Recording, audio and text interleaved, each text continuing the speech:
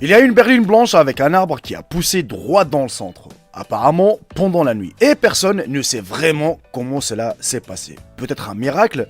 On va découvrir ça justement. Vous avez peut-être vu des images et des vidéos d'accidents de voitures où des voitures sont roulées autour des arbres. Mais ce n'est pas ça. Selon des vidéos et des photos circulant sur les médias sociaux de Nantes en France, une berline blanche attire beaucoup l'attention. À la surface, cela ressemble à un arbre complètement développé qui a poussé toute la nuit dans la voiture garée.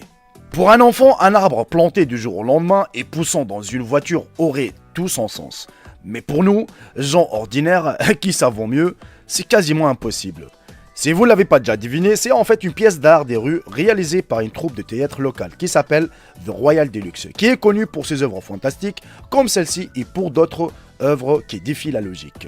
Et selon un média local Ouest France, depuis plusieurs mois, la troupe de théâtre de rue nantaise est régulièrement invitée dans le quartier pour soutenir un projet de transformation urbaine.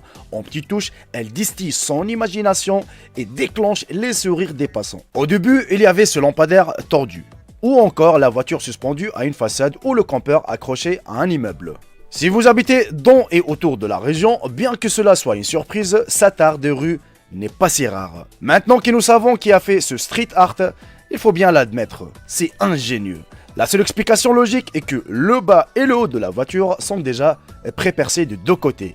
Deux coupes ont probablement été faites juste assez grandes pour qu'un arbre puisse s'y glisser. Ces coupures cachées par le seuil en caoutchouc du toit, encore cachées par la porte fermée. Le siège du conducteur est probablement coupé de la même manière, laissant assez la place pour un trou dans les troncs d'arbres avant qu'il ne soit reconstitué. On doit tous féliciter cet artiste local comme si c'était le buzz qu'il recherche.